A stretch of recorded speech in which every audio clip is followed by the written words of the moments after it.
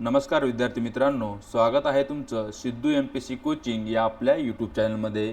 आज आपण दिनांक 6 जुलै आणि दिनांक 7 जुलै या 2 दिवसाचं जे काही न्यूजपेपरचं डिस्कशन आहे ते या ठिकाणी आज आपण करत आहोत। दिनांक 6 जुलै जे काही आपलं न्यूजपेपरचं डिस्कशन आहे, काही तांत्रिक कारणामुळे आपल्याला ते करता आलं नाही, ते या ठिकाणी आज आपण एकत्र घेणार आहोत। चला तर या ठिकाणी जे आपलं डिस्कशन आहे त्याला या ठिकाणी आपण सुरुवात करूया। तर या ठिकाणी जी पहिली न्यूज आहे ती आहे प्राध्यापक भरती संदर्भात। त्या ठिकाणी जे कोणते विद्यार्थी MSc MA MCOM करतात आणि सीनियर प्राध्यापक म्हणून किंवा उच्च स्तरावर ग्रॅज्युएशन लेवलवर ज्यांना अध्यापनाचे कार्य करायचे आहे, अशा प्राध्यापकांसाठी सेट किंवा नेट या ज्या एक्झाम आहेत या एक्झाम ते पास होणं आवश्यक आहे। पूर्वी विद्यापीठामध्ये जर तुम्हाला ॲज अ प्रोफेसर म्हणून करिअर करायचं असेल तर तेव्हा तुम्हाला नेट सेट प्लस PhD असणं आवश्यक होतं। अशा प्रकारचा नियम या ठिकाणी UGC युनिव्हर्सिटी ग्रांट कमिशनने केला होता। परंतु अलीकडेच अशी न्यूज आहे की जर तुम्हाला एखाद्या कॉलेजमध्ये ॲज अ सिनियर प्रोफेसर म्हणून जॉईन व्हायचं असेल तर तुमच्याकडे नेट सेट किंवा PhD यापैकी एक पदवी असणं आवश्यक आहे, यापैकी एक क्वालिफिकेशन तुमच्याकडे असणं आवश्यक आहे। तेव्हा तुम्ही एखाद्या कॉलेजमध्ये किंवा विद्यापीठामध्ये ॲज अ असिस्टंट प्रोफेसर म्हणून जॉईन होऊ शकता आणि हा जो नियम आहे तो 1 जुलै 2023 पासून लागू होत आहे। अशा प्रकारची ती न्यूज आहे।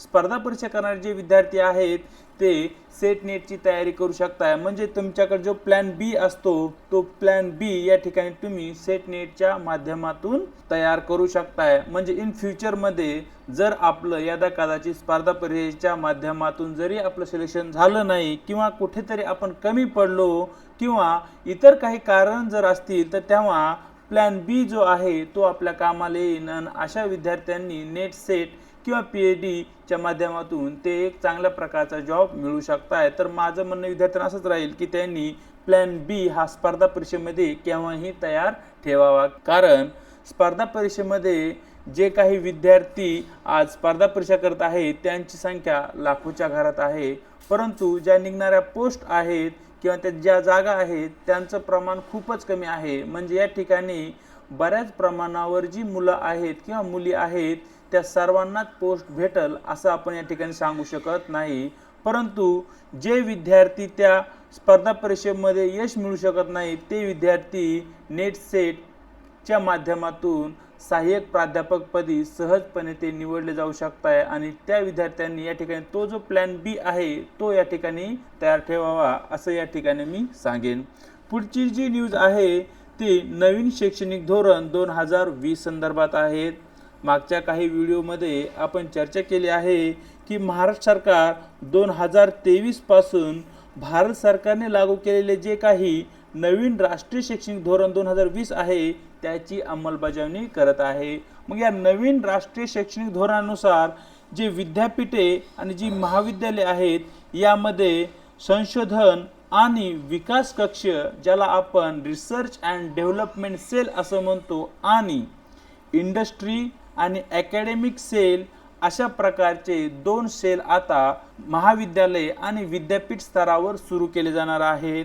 जो पहिला सेल आहे ज्याला आपण संशोधन आणि विकास सेल म्हणतो, या माध्यमातून आपण रिसर्च करणार आहोत आणि जे काही आपण संशोधन करणार आहोत त्याचा विकासही केला जाईल। म्हणजे विद्यार्थ्यांमध्ये सुरुवातीलाच महाविद्यालय स्तरावर संशोधनासंबंधी जागृती निर्माण होईल आणि अर्थातच याचा फायदा भारताला येणाऱ्या भविष्य काळामध्ये होईल।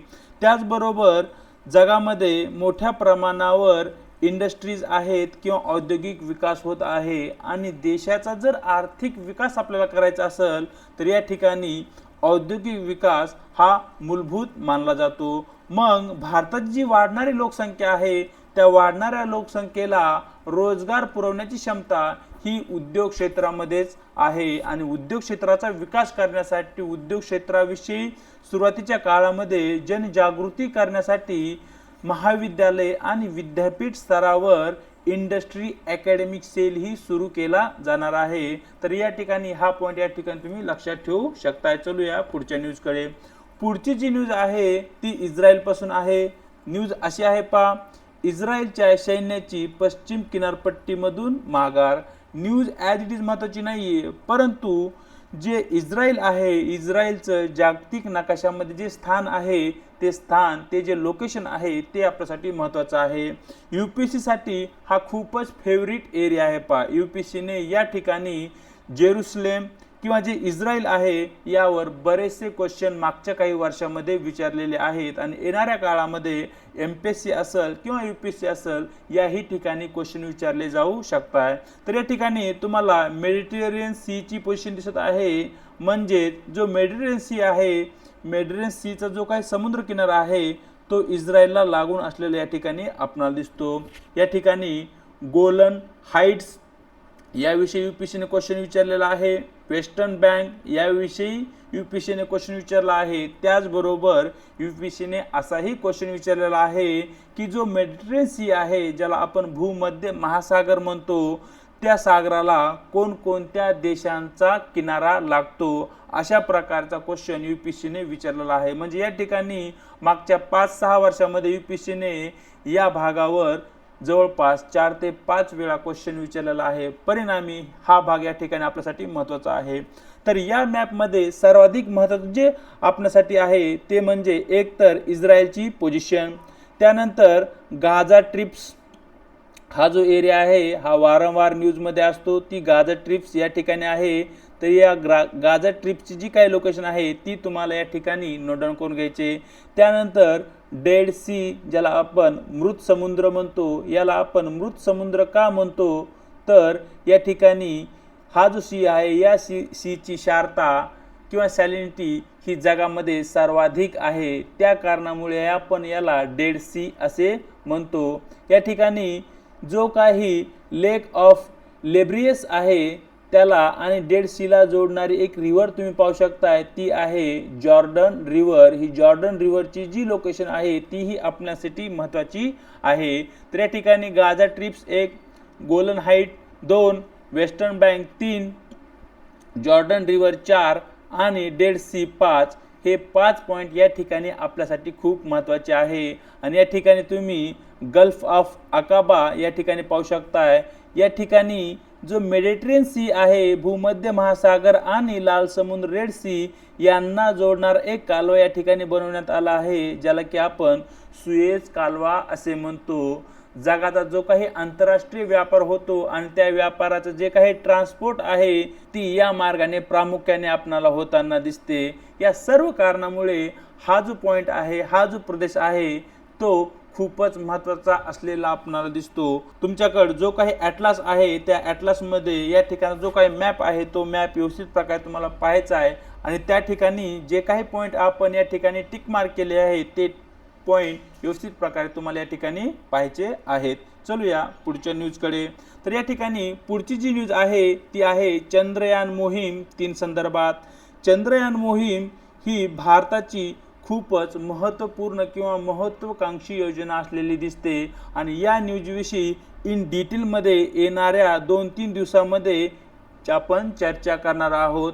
या ठिकाणी आपण फक्त चंद्रयान मोहीम याविषयी चर्चा करूया आणि ज्या पुढच्या काही दिवसामध्ये इन डिटेलमध्ये सर्व A to Z जी काही न्यूज आहे तिचं या ठिकाणी आपण सखोल ॲनालिसिस करणार आहोत. तेव्हा त्या प्रकार जो काही व्हिडिओ आहे तो तुम्हाला आपल्या यूट्यूब चॅनलवर अपलोड झालेला दिसेल. तर या ठिकाणी पहा, जी चंद्रयान 3 मोहीम आहे तिचं प्रक्षेपण श्रीहरिकोटा, ज्याला की आपण सतीश धवन अंतराळ केंद्र म्हणतो, त्या ठिकाणाहून ते केलं जाणार आहे.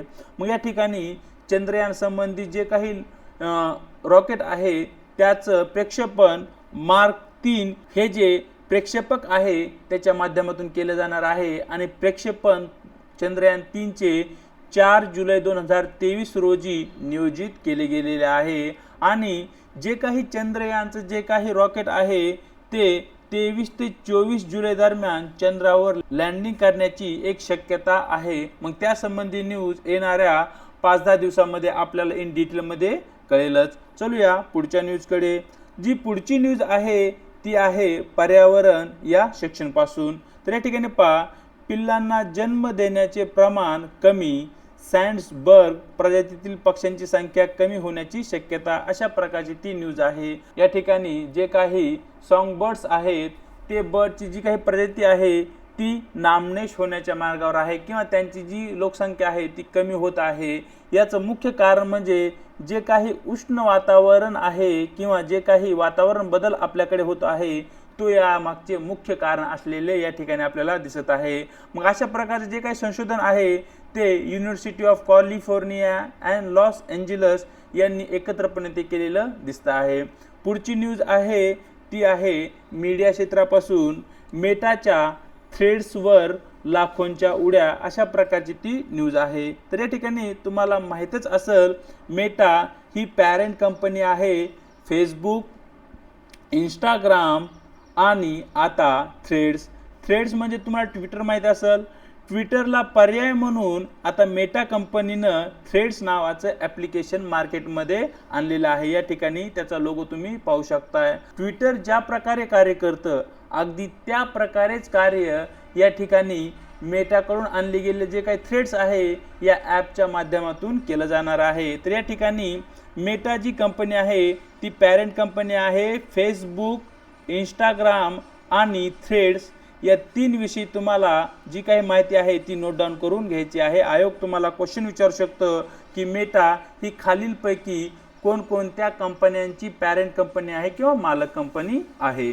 सॅफ चॅम्पियनशिप 2023 ही जी स्पर्धा आहे जी की फुटबॉल संबंधी आहे तिचे विजेतेपद भारताने मिळवलेले आहे आणि एकूण 9 वेळा भारताने ही जी स्पर्धा आहे ती जिंकलेली आहे। तर या ठिकाणी जी सॅफ चॅम्पियनशिप 2023 ही जी स्पर्धा आहे ती बेंगळुरू कर्नाटक या ठिकाणी झाली। विजेता संघ भारत आहे, उपविजेता कुवेत हा संघ आहे। तर या ठिकाणी खाली तुम्ही लिस्ट पाहू शकताय की 1993ला सॅफ चॅम्पियनशिप या स्पर्धेची सुरुवात झाली, तेव्हा त्या स्पर्धेचा जो काही विजेता आहे तो भारत होता आणि उपविजेता श्रीलंका हा देश होता। या ठिकाणी हा पॉईंट या ठिकाणी तुम्हाला नोट डाऊन करून घ्यायचा आहे। त्याचप्रमाणे आता 2023 मध्ये बेंगळुरूमध्ये जी काही स्पर्धा झाली त्या ठिकाणी विजेता संघ भारत होता आणि 2021 मध्ये जी स्पर्धा झाली त्या ठिकाणी विजेता संघ हा भारतच होता, जो की माले म्हणजे मालदीव या ठिकाणी झालेली होती। तर या ठिकाणी एकूण 9 वेळा भारताने सॅफ ही चॅम्पियनशिप जी काही फुटबॉल संबंधी स्पर्धा आहे ती जिंकलेली आहे। तो पॉईंट या ठिकाणी तुम्हाला नोट डाऊन करून घ्यायचा आहे। जी काही सॅफ चॅम्पियनशिप स्पर्धा आहे तिच्याविषयी इन डिटेलमध्ये या ठिकाणी आपण चर्चा करूया। त्या ठिकाणी पहा, सॅफ चॅम्पियनशिप ही एक आंतरराष्ट्रीय स्तरावर मान्यता प्राप्त फुटबॉल स्पर्धा आहे। सॅफ ही कोणत्या खेळासंबंधी स्पर्धा आहे अशा प्रकारचा क्वेश्चन आयोग विचारू शकतं। तर सॅफ ही फुटबॉल या खेळासंबंधी स्पर्धा आहे जी की दक्षिण आशियाई उपखंडातील जे काही संघ आहेत त्या संघांना एकत्र आणते किंवा त्या संघादरम्यान ती खेळली जाते। तर या ठिकाणी ही जी चॅम्पियनशिप आहे सॅफ याचे आयोजन दक्षिण आशियाई फुटबॉल महासंघाकडून केले जाते। तर आयोजक कोण आहेत? दक्षिण आशियाई फुटबॉल महासंघ आणि सॅफची स्थापना 1997 मध्ये झालेली आहे। हा पॉईंट या ठिकाणी तुम्हाला नोट डाऊन करून घ्यायचा आहे। आयोजक जे आहेत तोही पॉईंट आपल्यासाठी महत्त्वाचा आहे। तर या ठिकाणी सदस्य संघ किंवा संघटना कोणत्या आहे तर बांगलादेश, भारत, मालदीव, नेपाळ, पाकिस्तान आणि श्रीलंका हे या ठिकाणी सदस्य आहेत। आणि सॅफ या चॅम्पियनशिपचे जे काही सचिवालय आहे ते बांगलादेश ढाका या ठिकाणी आपल्याला दिसते। हाही पॉईंट या ठिकाणी आपल्यासाठी महत्त्वाचा आहे। तर या ठिकाणी सॅफ ही जी चॅम्पियनशिप स्पर्धा आहे तिचा जर इतिहास आपण पाहितला तर सुरुवात 1993 मध्ये झालेली दिसते आणि तेव्हा दक्षिण आशियाई फुटबॉल स्पर्धा या ठिकाणी घेतल्या जात होतात। मग south Asian association for regional cooperation म्हणून या ठिकाणी सार्क जी संघटना आहे त्या अंतर्गत गोल्ड कप त्यावेळी सॅफ चॅम्पियनशिपला म्हटलं जातं असं। 1995 मध्ये त्याचे दक्षिण आशियाई गोल्ड कप असे नामकरण करण्यात आले होते आणि पुढे 1997 ते 2005 दरम्यान याच चॅम्पियनशिपला सॅफ गोल्ड कप या नावाने संबोधले जाऊ लागले। परंतु 2008 नंतर सॅफ चॅम्पियनशिप असं शेवटी नामांकन करण्यात आले आणि आता या स्पर्धेला सॅफ चॅम्पियनशिप या नावाने ओळखले जाते। त्याचबरोबर ज्याप्रमाणे पुरुषाची सॅफ चॅम्पियनशिप स्पर्धा आहे फुटबॉलमध्ये, त्यानुसार महिलांची ही स्पर्धा सुरू करण्यात आली, जी की 2010 मध्ये करण्यात आली। हा पॉईंट या ठिकाणी तुम्हाला नोट डाऊन करून घ्यायचा आहे। आणि या ठिकाणी जे सुरुवात 2010 मध्ये झाली त्याचा विजेता हा भारत आहे। पुरुषांची जी काही स्पर्धा सुरू झाली त्यामध्येही विजेता भारत होता आणि महिलांची जी काही स्पर्धा सुरू झाली त्याचा विजेताही भारत होता। हे जे 2 पॉईंट आहेत ते आपल्यासाठी खूप महत्त्वाचे आहेत, ते तुम्हाला या ठिकाणी नोट डाऊन करून घ्यायचे। आणि 2022 मध्ये जी काही स्पर्धा झाली म्हणजे ज्याला आपण लास्ट एडिशन म्हणतो, त्या ठिकाणी जो विजेता संघ आहे तो या ठिकाणी बांगलादेश असलेला दिसतो। त्या ठिकाणी पहा, जी महिलांची स्पर्धा झाली त्यामध्ये एकूण 6 वेळा अशा प्रकारची चॅम्पियनशिप झाली आणि यामध्ये भारत हा एकूण 5 वेळा विजेता संघ ठरलेला आहे। आणि जी पुरुषांची सॅफ चॅम्पियनशिप स्पर्धा आहे त्यामध्ये भारत एकूण 9 वेळा विजेता संघ म्हणून पुढे आलेला या ठिकाणी आपल्याला दिसतो। तर अशा प्रकारे मित्रांनो, इन डिटेलमध्ये आपण दिनांक 6 जुलै आणि दिनांक 7 जुलैचे जे काही आपलं वृत्तपत्र डिस्कशन आहे ते आपण या ठिकाणी केलेलं आहे। व्हिडिओ जर तुम्हाला आवडला असेल तर व्हिडिओला लाईक करायचे, तुमचे प्रश्न कमेंट बॉक्समध्ये कळवायचे आणि व्हिडिओविषयी तुम्हाला काय वाटतं तेही या ठिकाणी कमेंट बॉक्समध्ये कळवायचं आहे। आपला जो व्हिडिओ आहे ते जास्तीत जास्त मित्रांपर्यंत शेअर करायचा आहे आणि न विसरता आपल्या सिद्धू MPSC कोचिंग या यूट्यूब चॅनलला तुम्हाला सबस्क्राईबही करायचं आहे। आज इथेच थांबूया, भेटूया एका नवीन व्हिडिओसोबत।